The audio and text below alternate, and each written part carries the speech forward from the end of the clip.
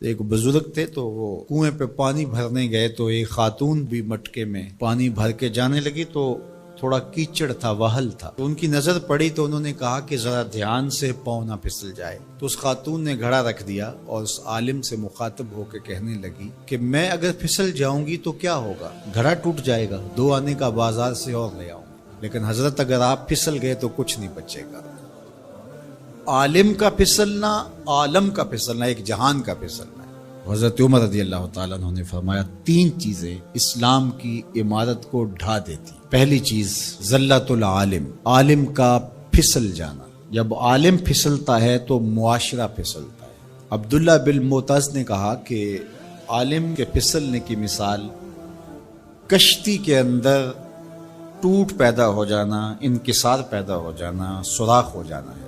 چونکہ کشتی کے اندر جب سوراخ ہوتا ہے تو پھر کشتی بھی ڈوبتی ہے اور کشتی کے اوپر جو بیٹھے ہوئے ہوتے ہیں وہ بھی ڈوب جاتے ہیں.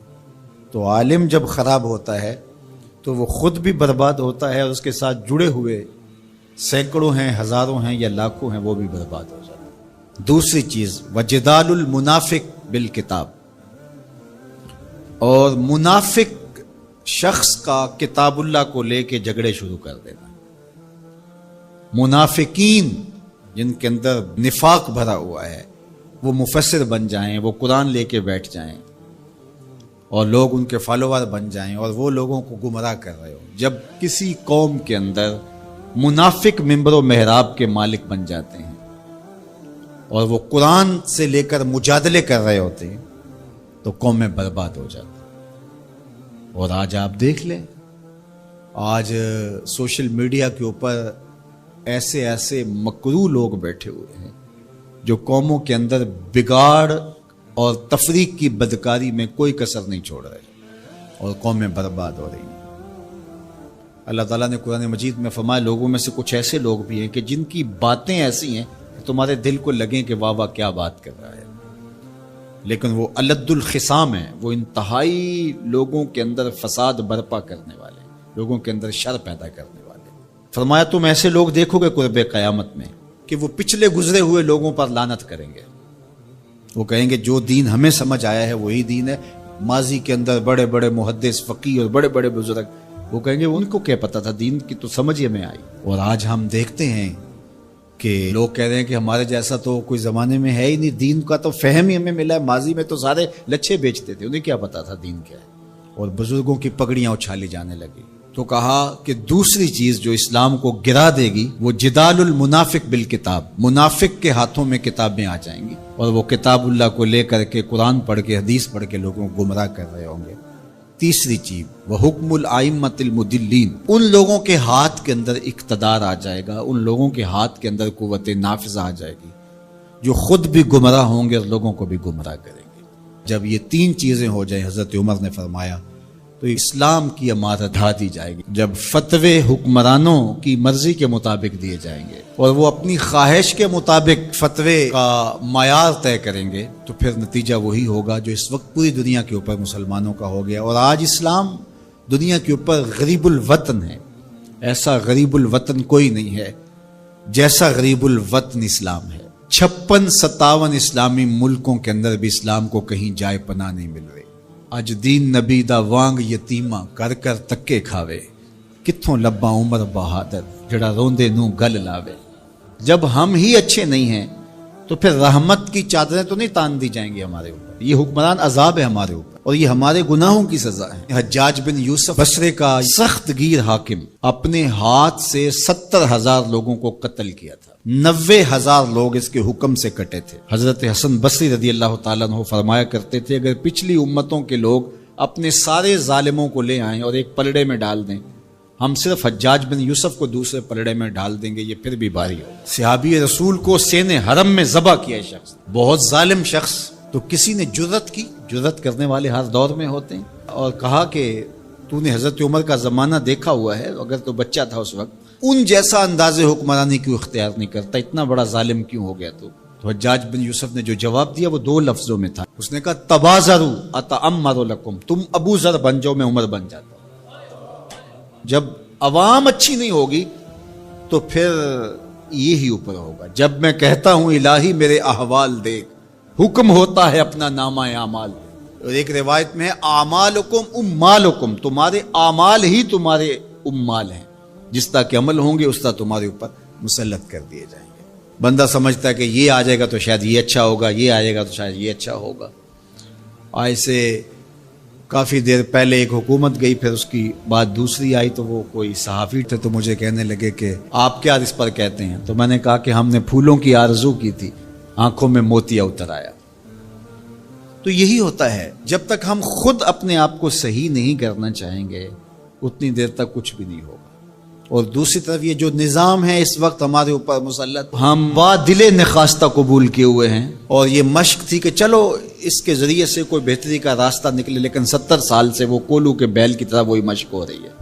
سیاستدانوں کو تو یہ مسئلہ ہے کہ جمہوریت بڑی مقدس ہوتی ہے، ہمیں تو کوئی مسئلہ نہیں ہے کہ ہم اس کے قصیدے پڑھتے پھریں. جمہوریت ہے کیا؟ اقبال نے کہا تھا کہ یہ راز ایک مرد فرنگی نے کیا فاش، ہر چند کے دانا اسے کھولا نہیں کرتے. جمہوریت ایک طرز حکومت ہے جس میں بندوں کو گنا کرتے ہیں، تولا نہیں کرتے. چاہے ایک طرف 100 گدھے ہو جائیں اور دوسری طرف جو ہیں وہ سمجھدار ترین علماء ایک طرف ہوں، تو وہ گدھوں کی بات مانی جائے گی. جمہوریت تو یہی ہے نا. اور ہم صرف ملک کے معاملات کے اندر جمہوریت کی رٹ لگاتے ہیں، باقی معاملات کے اندر ہم نے کبھی جمہوریت نہیں دیکھی. جب بیٹے کا رشتہ کرنے لگتے ہیں تو گھر کے افراد کو بلا کے، رشتہ داروں کو بلا کے ووٹنگ کرواتے ہیں، یا صرف گھر کے 5-4 وہی جو صاحب الرائے لوگ ہوتے ہیں وہی بیٹھ کے فیصلہ کرتے ہیں؟ میں اپنے اس ادارے کے اندر جو فیصلہ کرتا ہوں ووٹنگ تو نہیں کرواتا. آپ اپنی فیکٹری کے اندر جو فیصلے کر رہے ہوتے ہیں تو وہاں ووٹنگ تو نہیں کروا رہے ہوتے لوگوں کو. آپ جو بھی معاملات زندگی کے چلا رہے ہیں، رشتے کرتے ہیں بچوں کے، فیصلے کرتے ہیں، کوئی چیز خریدنی ہے، کوئی چیز بیچنی ہے، اس شعبے کے ماہرین کو بلا کے رائے لیتے ہیں، سمجھدار لوگوں کو بٹھا کر کے. اس وقت آپ کی کچن کیبنٹ بھی ہوتی ہے، سب کچھ ہوتا ہے اس وقت. اور یہ ملک اس قدر بے توقیر ہے کہ یہاں آپ اس شخص کی رائے لے رہے ہو کہ جو بریانی کی پلیٹ کے اوپر بک رہا ہے، اور آپ کہہ رہے ہیں کہ اس ووٹ کو بھی عزت ہونی چاہیے، اس کو بھی وقار ہونا چاہیے. کیا بات ہوئی آپ کی؟ ہماری تقدیر اگر بدل سکتا ہے تو وہ نظام محمد صلی اللہ علیہ وسلم بدل سکتا ہے. نظام خلافت ہماری تقدیر بدل سکتا ہے. ہم مشق کرتے رہیں، جو بھی کرتے رہیں، کچھ نہیں ہونے والا. ماضی میں کتنی حکومتیں آئیں، بدلی، اب ایک حکومت آئی، اب یہ بھی شاید جانے والی ہے، قصہ تمام ہونے والا ہے. پھر اس کے بعد کیا ہوگا؟ یہاں ایجنسیوں کے لوگ بھی موجود ہیں. میں میسج دیتا ہوں، کوئی ملک کے اندر سے سنجیدہ لوگوں کو اکٹھا کرے. 22 کروڑ کی عوام میں سے کوئی 100 آدمی بھی نہیں ملے گا جو دیانتدار بھی ہو، خیرخواہ بھی ہو اس ملک کا، اور باصلاحیت بھی ہو. ان لوگوں کو بٹھائیں اور کوئی 10-15 سال کے لیے ان کے سپرد کریں ملک، کوئی معاملے سیدھے کریں. غریب کے لیے تو زندگی اتنی تنگ ہو گئی ہے کہ خودکشی منع ہے شریعت میں، ورنہ لوگ خودکشی کر لیں. یہ حالات اگر یورپ میں ہوں، دیگر ممالک میں ہوں، تو وہ تو اجتماعی خودکشیاں کریں. یا ہمارا مذہب ہمیں روک رہا ہے اور ہم برداشت کر رہے ہیں اور صبر کر رہے ہیں. ہمارے مذہب نے ہمیں صبر کی تلقین کی ہے. ورنہ آپ گھر سے نکلتے ہیں، کوڑے کے ڈھیر پڑے ہوئے ہیں جگہ جگہ. لوگوں کے رویے کتنے کھردرے ہو گئے. رشتہ داریوں کے اندر باہمی الجھنیں، لڑائیاں، شر فساد، ایک دوسرے کی ٹانگیں کھینچنا. گلیوں بازاروں سے لے کر کے آپ اوپر کی سطح تک چلے جائیں، یہ معاشرہ نہیں رہا. یہ بے ہنگم ہجوم ہے، یہ وحشیوں کا ایک طبیلہ بن گیا ہے. انسانیت نام کی چیزیں تقریباً رخصت ہو چکی ہیں. یہ زندگی گزاری نہیں جا رہی، زندگی گھسیٹی جا رہی ہے. ہم اپنی لاشیں گھسیٹ رہے ہیں. زندگی میں طمانینت، سکون نام کی کوئی چیز ہی نہیں ہے. ہر بندہ ہاتھ ملاتے ہوئے دوسرے سے ڈر رہا ہے کہ پتہ نہیں یہ میرے ساتھ کیا کرنے والا ہے. یہ تو وحشیوں کا معاشرہ ہوتا ہے، انسانوں کا معاشرہ تو نہیں ہوتا.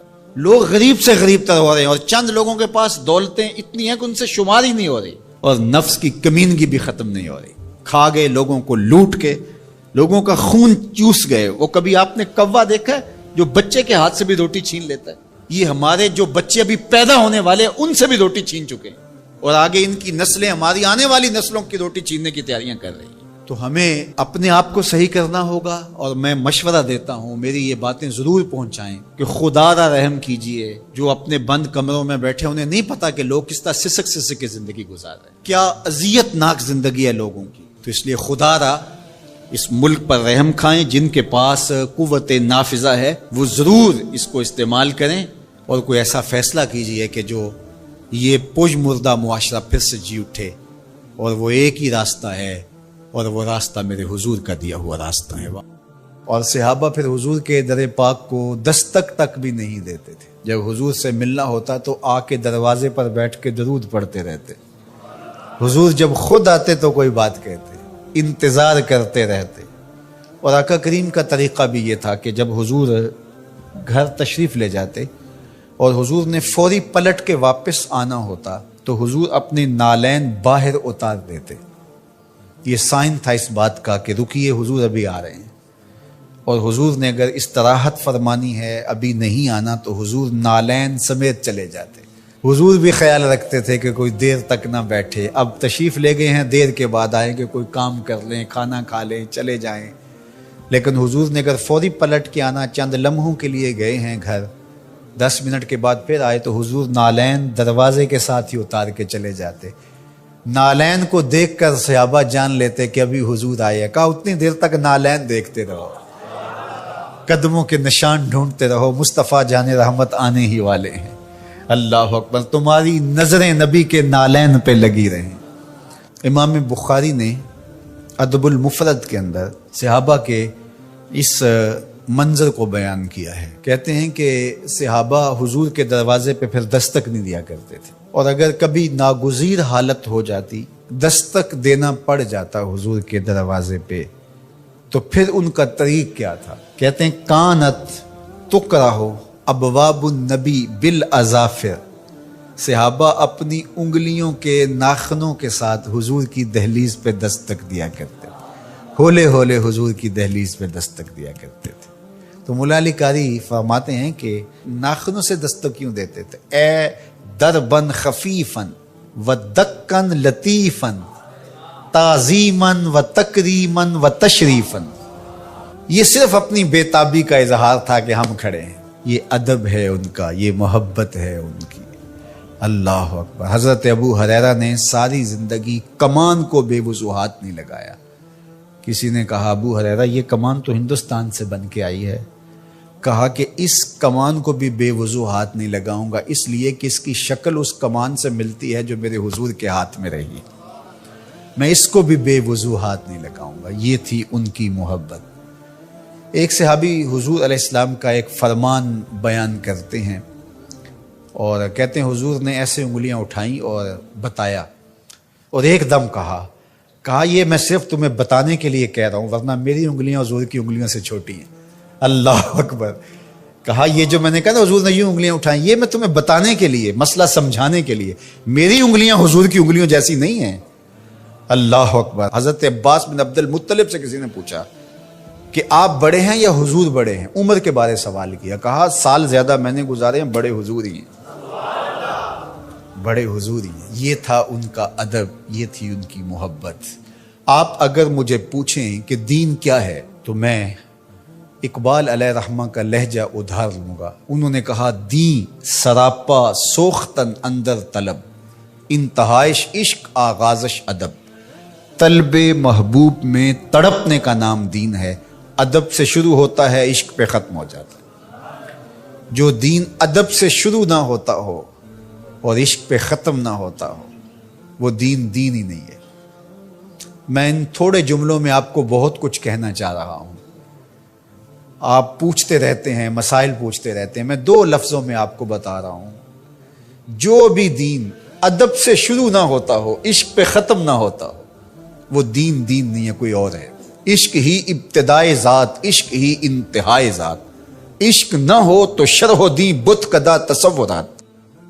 کسان سب سے اچھے دانے سنبھال کے رکھتا ہے، جو بیج ہوتا ہے وہ سب سے بہتر ہوتا ہے۔ اس کو زمین میں دانہ ڈالتے ہوئے کوئی جھجک نہیں ہوتی کہ مٹی میں دانے رول رہا ہوں، اس لیے جھجک نہیں ہوتی کہ وہ اپنی آنکھوں سے کئی بار مشاہدہ کر چکا ہے کہ میں ایک دیتا ہوں، اللہ کئی عطا کرتا ہے، اس لیے وہ اچھے دانے زمین میں ڈالتا ہے۔ کوئی کسان ایسا تو نہیں کرتا کہ مریل بیج ڈال دے، وہ کہتا ہے ساری محنت ضائع چلی جائے گی۔ تو اسی طرح تم راہ خدا میں دو تو سب سے اچھا دو، یہ نہیں ہے کہ جو سب سے کمزور ہے وہ تم اللہ کی راہ میں دے دو۔ یہ ہم نے ایکسپورٹ کوالٹی نکال لی، باغ سے پھل توڑا، یہ ایکسپورٹ کوالٹی ہے، یہ دوستوں کے لیے تحائف تیار کر رہے، یہ گھر والوں کے لیے، یہ ہم منڈی میں بھیج رہے ہیں، اور باقی جو آخر میں رہ گیا کمزور سڑا ہوا اس کا ڈھیر لگا دیا، یہ غربا کے لیے۔ اللہ تعالیٰ فرماتا ہے کہ اگر تمہیں اس طرح کا دیا جائے تو تم اس کو قبول کرو گے؟ لستم بآخذی ہے، تم کبھی بھی اس کو قبول نہیں کرو گے۔ تو فرمایا اللہ بھی غنی ہے، اس کی راہ میں ردی کیوں دیتے ہو؟ اللہ کی راہ میں سب سے اچھا دو۔ یہ تو پکی بات ہے، جس نے اللہ کے گھر کی تعمیر کی اللہ اس کے لیے جنت میں محل بناتا ہے۔ اور یہ لازمی نہیں ہے کہ کوئی بہت بڑی جامع مسجد بنائی، بلکہ تتر کے گھونسلے کے برابر بھی اگر کسی نے مسجد بنائی، تتر کا گھونسلہ پوری اینٹ کا بھی نہیں ہوتا، آدھی اینٹ کا ہوتا ہے۔ دوسرے لفظوں میں کہیں، جس نے کسی مسجد کی تعمیر میں آدھی اینٹ دی، اللہ اس کا محل بھی جنت میں بناتا ہے۔ کتنا قریب! اللہ اکبر۔ حدیث پاک میں آتا ہے جب کوئی شخص فوت ہو جاتا ہے تو اس کے اعمال کا سلسلہ منقطع ہو جاتا ہے، لیکن 3 عمل اس کے باقی رہتے ہیں۔ ایسا صدقہ جو تسلسل کے ساتھ باقی رہتا ہے، مسجد بنوا دی، دارالعلوم قائم کر دیا، پانی کا کنواں کھدوا دیا، ہاسپٹل بنا دیا، ایسا سلسلہ کر دیا کہ جو جاری رہتا ہے۔ دوسرا، او علم ينتفع بہ، یا ایسا علم جس سے لوگوں کو نفع پہنچے۔ ادارہ قائم کیا، لوگوں نے وہاں حفظ قرآن کیا، دین کا علم سیکھا، لوگوں کو فائدہ پہنچا۔ جب تک علم آگے بڑھتا رہے گا، جس نے انتظام و انصرام کیا، اللہ اس کے نامہ اعمال کے اندر اجر داخل فرماتا رہے۔ بلکہ اس کی تشریح میں دیکھ رہا تھا کہ صرف علم دین ہی نہیں، ہر وہ علم جو نافع ہو، اگر کسی نے کسی کو کوئی ہنر سکھا دیا اور اس کے ذریعے وہ حلال رزق کمانے لگا، اپنے بچوں کی ضرورت کو پورا کرنے لگا، جس نے ہنر سکھایا تھا اللہ اس کو بھی اجر عطا کرے گا۔ یہ جو بخل کرتے ہیں نا کہ کوئی ہنر سیکھنے آ جائے تو اس کو وہ 3-4 ماہ تک کاج کرنے پہ لگائے رکھتے ہیں۔ یہ ورک شاپوں میں جو کچھ ہوتا ہے، وہ استاد اسے فن دیتا ہی نہیں، چھپا کے رکھتا ہے۔ 8 سال 7 سال کھجل کرتا ہے اس کو۔ حالانکہ جو بچہ سکول نہیں جا سکا اور ورک شاپ میں کام سیکھنے آیا ہے، درزی کے پاس کام سیکھنے آیا ہے، اور دیگر کوئی فن سیکھنے آیا ہے، تو اس کا مطلب ہے کہ گھر میں غربت اتنی ہے کہ یہ بچہ پڑھنے نہیں جا سکا، مجبوریوں نے اسے کام پہ کھینچ کے بھیج دیا ہے۔ یار 3 ماہ لگا دیے اس کو صرف کاج سکھانے پہ، اور اس کو پانا دے کر کے صرف پہیا کھولنے پر 3 ماہ ضائع کر دیے۔ آپ اس کو 6 ماہ میں کاریگر بنا کے بھیج دیں، وہ روزی کمانے لگے گا، عرش کا رب آپ پہ بڑی رحمت نازل فرمائے۔ یہ کیا ہوا کہ آپ اس کو 6 سال تک اپنے پاس بٹھائے رکھتے ہیں اور 6 سال تک اس کو کام نہیں سکھاتے؟ یہ غریب گھر کا بچہ سیکھنے آیا ہے، ماں روزانہ روٹی دے کے بھیجتی ہے کہ میرا لال جلدی کام سیکھ جائے، بہنیں اس کی جوان ہو رہی ہیں، میں ان کے ہاتھ پیلے کرنے ہیں، اور اس نے کاجوں پہ لگایا ہوا ہے۔ یہ ابھی تک اس کو کچھ سکھا ہی نہیں رہا، 6 سال اس کے ضائع کر رہا۔ ذرا غور کیجئے، وہ کمائے گا، اس کی بہنوں کے ہاتھ پیلے ہوں گے، اپنے گھروں میں جائیں گی، آباد ہوں گی، اللہ اس کے رزق میں اس کے صدقے سے برکت ڈال دے گا۔ یہ کہتا ہے ٹھیک ہے، اس سے بھرپور فائدہ حاصل کر لو، اللہ پر بھی یقین رکھو، وہ تمہیں فائدہ دینے والا ہے۔ تیسری بات ارشاد فرمائی، او ولد صالح یدعو لہ، نیک اولاد جو ماں باپ کے لیے دعا کرے۔ صالح اولاد وہی ہوتی ہے جو ماں باپ کے لیے دعا کرے۔ 5 گانا نماز کی عادت رکھنے والی اولاد ماں باپ کے لیے سپیشل الگ دعا نہ بھی کرے تو دن میں کتنی مرتبہ کہے گی، ربنا اغفر لی ولوالدی، اللہ مجھے بخش دے، میرے ماں باپ کی مغفرت فرما۔ اچھی اولاد ماں باپ کے لیے نعمت ہے، اس کی آنکھوں کی بھی ٹھنڈک ہے، دل کا بھی قرار ہے، آخرت کی بھی بہار ہے۔ اللہ جل شانہ ہمیں اپنی راہ میں صدقہ کرنے کی توفیق ارزانی فرمائے، خیر کی راہوں کا مسافر بنائے، اچھے لوگوں کی سنگت عطا کرے۔ آدمی بیوی کی اطاعت کرے گا لیکن ماں کی فرما برداری نہیں کرے گا، بیوی کی ڈیمانڈ پہ فوراً بھاگ کے جائے گا، لیکن ماں دوائی کا بھی کہہ رہی ہوگی تو ٹال مٹول کرتا رہے گا، کل پرسوں ہفتے گزر جائیں گے۔ ماں کے ساتھ جانا اس کو پسند نہیں ہوگا، ماں کی خدمت میں رہنا، اس کے پاس بیٹھنا اس کو پسند نہیں ہوگا۔ ماں دھکے سے بیٹوں کو بیٹیوں کو اپنے پاس بٹھائے گی لیکن بیٹھنا پسند نہیں ہوگا۔ وَأَدْنَا صَدِيقَهُ وَأَقْصَى أَبَاهُ، دوستوں کے ساتھ بیٹھ کے گپ شپ لگانا مرغوب ہوگا، باپ کے ساتھ بیٹھنا پسند نہیں ہوگا۔ باپ کے پاس اولادیں نہیں بیٹھیں گی، اور یہ جو مصیبت آئی ہے اس نے تو گھر کے اندر بھی پاس بیٹھی اولاد کو بھی ماں باپ سے چھین لیا ہے. وہ وہاں بیٹھ کر کے بھی حاضر باش نہیں ہوتے. آپ کو اس دن میں نے درس قرآن میں جو مضمون رکھا تھا اس میں ایک لفظ تھا وَبَنِينَ شَهُودًا. وہ بیٹے جو حاضر باش ہوں وہ نعمت ہوتے ہیں. جو باپ کی خدمت میں بیٹھے ہوں، باپ کے پاس بیٹھتے ہوں، باپ کے ساتھ جڑے رہتے ہوں، وہ نعمت ہوتے ہیں. اور جو باپ سے جان چھڑاتے رہتے ہوں، جی چراتے رہتے ہوں، پھنس گئے تو 2 منٹ بیٹھ گئے ورنہ نہیں. بالخصوص بوڑھے بزرگوں کے پاس تو اس دور کے اندر کوئی بیٹھنے کے لیے تیار نہیں ہوتا. وہ ترستے ہیں کہ ہماری اولاد ہمارے پاس بیٹھے، لیکن اولاد کی دلچسپیاں ہی کوئی اور ہیں. وہ انہیں اولڈ فیشن سمجھتے ہیں. پرانے زمانے کے لوگ دقیانوس، ان سے ہم بات بھی کیا کریں، یہ ہمارے زمانے کی باتیں نہیں سمجھتے. جب تم ان کے زمانے کی باتیں نہیں سمجھتے تھے، انہوں نے ایک لفظ پانی اور روٹی سکھانے کے لیے کتنی محنت کی تھی تمہارے اوپر. تم تو کچھ بھی نہیں سمجھتے تھے. تم تو حرف و صوت سے آشنا نہیں تھے. تم تو لفظوں سے آشنا نہیں تھے. انہوں نے کتنا وقت دیا اور ایک ایک حرف، ایک ایک لفظ، ایک ایک ہجا تمہیں بتایا. اور آج تم کہتے ہو یہ دقیانوس ہے. کہا یہ قرب قیامت کی علامت ہے کہ دوستوں کے پاس بیٹھنا مرغوب لگے گا، محبوب لگے گا. ماں باپ کی صحبت میں بیٹھنا اولاد کی تباہ میں نہیں ہوگا. وَسَادَ الْقَبِيلَةِ فَاسِقُهُمْ. اور قبیلے کا جو سردار ہے وہ فاسق و فاجر ہوگا. سرداری، قبیلے کا بڑا بننا، خاندان کا بڑا ہونا، یہ صلاحیت کی وجہ سے نہیں، تقوی کی بنیاد پر نہیں، یہ چالاکی، مکاری، فسق و فجور کی وجہ سے. اس لیے کہ جس طرح کی قوم ہوگی اس طرح کے ان کے حکمران ہوں گے. کسی نے حجاج بن یوسف سے کہا تھا کہ تو نے حضرت عمر کا دور خلافت دیکھا ہے، تو ان جیسا انداز حکومت اختیار کیوں نہیں کرتا؟ تو اس نے 2 لفظی جواب دیا، تبازروا اتعمر لکم. اس نے کہا تم ابو ذر غفاری بن جاؤ، میں عمر بن جاتا ہوں. جب رعایا ابو ذر غفاری جیسی ہوتی ہے تو حکمران عمر فاروق جیسے ہوتے ہیں.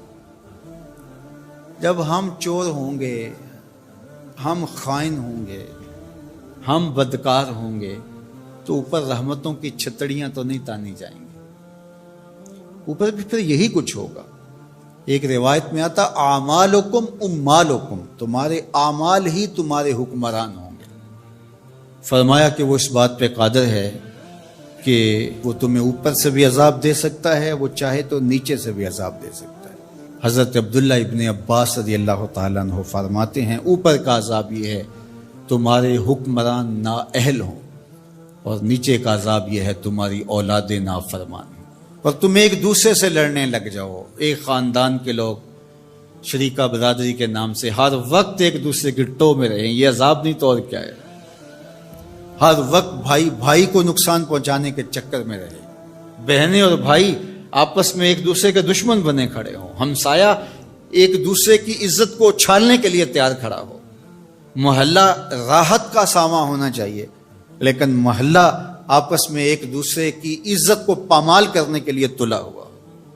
خاندان، برادریاں جو کہ وحدت کی علامت ہونی چاہیے، یہ ایک دوسرے کو اذیت دینے کے لیے، تکلیف پہنچانے کے لیے، ٹو میں رہنے کے لیے، کسی کے عیب کو اچھالنے کے لیے، کسی کی بہن بیٹی کی آبرو کو اچھالنے کے لیے ہر وقت اسی چکر میں ہو، تو کیا یہ عذاب نہیں ہے کہ تم اپنے گھر میں بھی محفوظ نہ ہو؟ خاندانی لڑائیاں، شریکہ برادریاں، ان کی باہمی لڑائیاں، یہ فرقوں کی لڑائیاں، سیاسی جنگ و جدل، یہ کیا ہے؟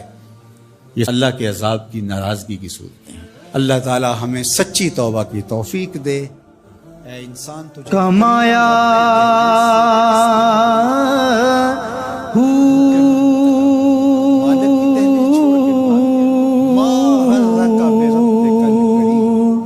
نہ میں بھج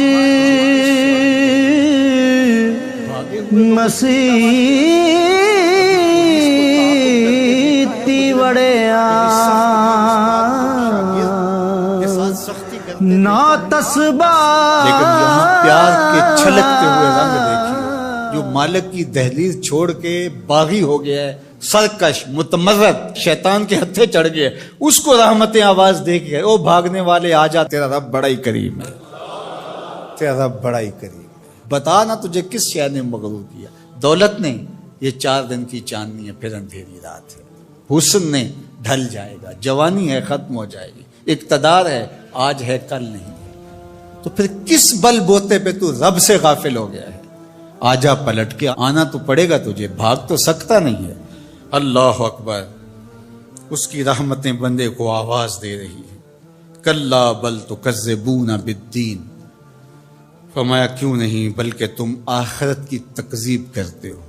جو تم دنیا کو اپنا خدا بنا بیٹھے ہو تو اس کا مطلب سیدھا سیدھا یہی ہے کہ تم آخرت کی تکذیب کرتے ہو۔ آج اثر و رسوخ سے، آج چالاکی سے، مکاری سے تم دنیا کی گرفت میں نہیں آتے، لوگوں کی نظروں میں بھی اچھے رہتے ہو، عدالتیں بھی خرید لیتے ہو اور تھانے بھی بک جاتے ہیں، آج تمہارے جرائم بھی چھپ جاتے ہیں، لیکن ایک دن ایسا آنے والا ہے جب حکم اللہ کے ہاتھ میں ہوگا، جب ترازو پورا پورا تولے گا، وہ عدالت لگے گی تو وہ عدالت 100% پورا پورا تولے گی، انصاف ہوگا، وہ انصاف کا دن آنے کا ہے۔ قبل اس سے کہ وہ وقت آئے کوئی حجت باقی نہ رہے، تمہیں اپنی آخرت کے لیے تیاری کر دینی چاہیے۔ سورہ الانفطار ہمیں بتاتی ہے کہ ہم اپنی زندگی کو منظم کریں، اپنی زندگی کو اللہ اور اس کے رسول کے بتائے ہوئے طریقے کے مطابق بسر کریں اور اپنے رب کی راہوں کے مسافر ہوں۔ جتنے بھی جرم کیے ہیں وہ کہتا ہے میرے بندے میں کریم ہوں، آجا پلٹ کے، یہ نہیں دیکھوں گا تو نے جرم کتنے کیے، یہ دیکھوں گا تو پلٹ کے میری دہلیز پہ آ گیا ہے، تیرے پچھلے سارے گناہ معاف کر دوں گا، بلکہ معاف کیا، تیرے گناہوں کو بدل کے نیکیوں میں تبدیل کر دوں گا۔ تو آ تو صحیح میری چوکھٹ پہ ہاتھ پھیلا تو صحیح، میں کریم ہوں، تیرا رب لگتا ہوں۔ اللہ اکبر، دیکھ تیرا میرا رشتہ کتنا گوڑا ہے۔ دیکھیے ماں کا بیٹے کے ساتھ جو رشتہ ہے، دنیا کے کسی ترازو پہ اس رشتے کی پیمائش ہو سکتی ہے؟ مائیں کتنے دکھ نہیں جھیلتی، کتنی تکلیفیں گوارا نہیں کرتی، لوگوں کے گندے کپڑے دھو رہی ہوتی اپنی اولاد کا پیٹ پالنے کے لیے۔ ماں کے سینے میں یہ پیار کیوں ہے؟ آپ سب کا ایک جواب ہوگا، اس لیے کہ ماں نے اولاد کو جنم دیا ہے۔ جس ماں نے جنم دیا ہے وہ اتنا پیار کرتی ہے تو جس رب نے خلق کیا ہے وہ کتنا پیار کرتا ہے۔ تو جنم دینے والی کے پیار کا ٹھکانہ کوئی نہیں، تو جس نے دستے قدرت سے بنایا ہے، جو خالق ہے، اس کا بندے کے ساتھ کتنا پیار ہے۔ تو ماں کی گود چھوڑ کے بچہ بھاگ جائے، کتنا بھی نالائق ہو، ماں انتظار کرتی ہے، پتر آ جا، اتنی ٹھنڈی چھاؤں کہیں نہیں ملے گی۔ تو ماں چاہتی ہے بچہ جتنا بھی بڑا مجرم ہے آ جائے پلٹ کے، تو رب نہیں چاہتا کہ میرا بندہ پلٹ کے آ جائے۔ تو ماں کہتی ہے پتر آ جا، اتنی ٹھنڈی چھاؤں کہیں نہیں ملے گی۔ تو مالک کیا کہتا ہے، یا ایھا الانسان ما غرک بربک آ جا آ جا، میں بڑا ہی کریم ہوں۔ میں یہ بھی نہیں کہوں گا کہ تو نے یہ جرم کیا تھا، تو آ گیا یہ کافی ہوگا، تیرا آنا ہی میری خوشنودی کا باعث ہے کہ تو پلٹ کے آ گیا ہے۔ اللہ تعالی ہمیں سچی توبہ کی توفیق دے۔